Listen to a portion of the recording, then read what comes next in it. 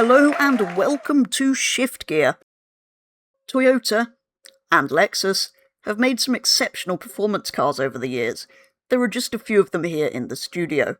So when they unveiled their latest creation, the GRGT, I was intrigued, because they're avoiding calling it a Toyota at all, which means it must be so awful that they don't want their name on it.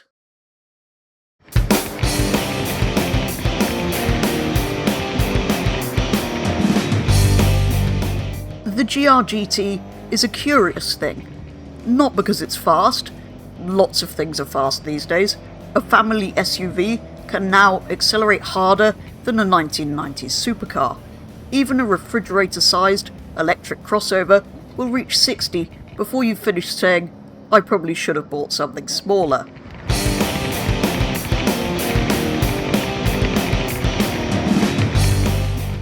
No, the curious thing about the Toyota is that somebody, somewhere, was allowed to build it at all. Imagine the scene. A room full of executives discussing emissions targets, pedestrian safety regulations, connectivity packages, and subscription services for heated seats. Then, at the back, a slightly unhinged engineer stands up and says, "What if we build a car that's fun?" Silence. Coffee cups freeze halfway to mouths. Someone drops a spreadsheet, and yet somehow, against all odds, the idea survived.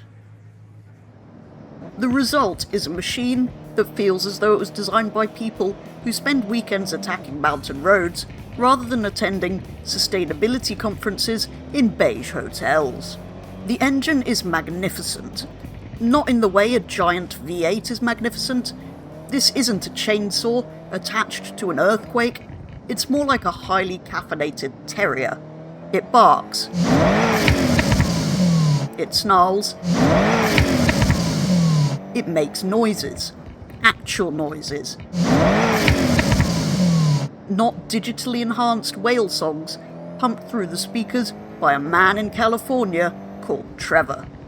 And that's important, because driving should involve more than simply arriving somewhere quickly.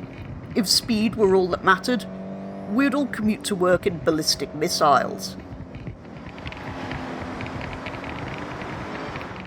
Put your foot down, and the whole car surges forward with the urgency of a man who's just remembered he left the oven on.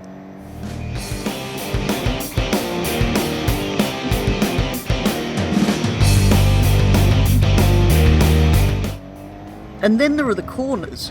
Most modern performance cars tackle corners the way an accountant tackles tax returns. Efficiently, correctly, and with absolutely no sense of joy. The Toyota, however, attacks them like a Labrador that's just seen a squirrel. There's movement, there's feedback, there's excitement.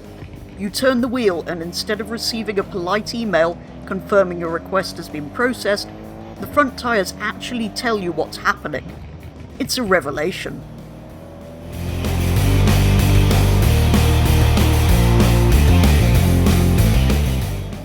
Of course, there are flaws.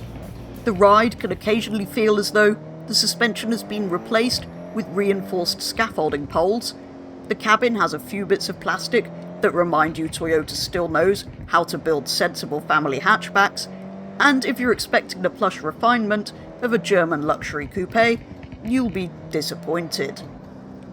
Then again, German sports coupes increasingly come with 47 driving modes, 3 touchscreens, ambient lighting that resembles a nightclub in Ibiza, and enough electronic assistance to qualify as a small government.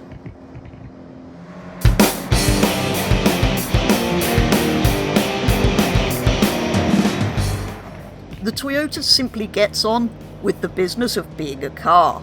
A proper car. The sort of car that encourages pointless detours. The sort of car that makes you volunteer for the milk run. The sort of car that leaves you sitting in the driveway for 10 seconds after you've arrived home because you don't want the journey to end.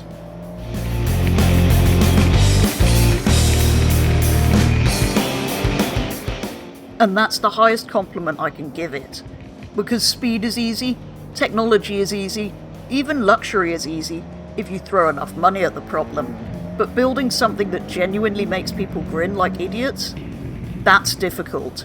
The Toyota GRGT manages it anyway, and for that reason, I suspect it may be one of the last truly great enthusiast cars before we're all transported around in silent autonomous pods that look like expensive toasters. Verdict? It's flawed, it's occasionally ridiculous, it's probably unnecessary, and it's absolutely brilliant.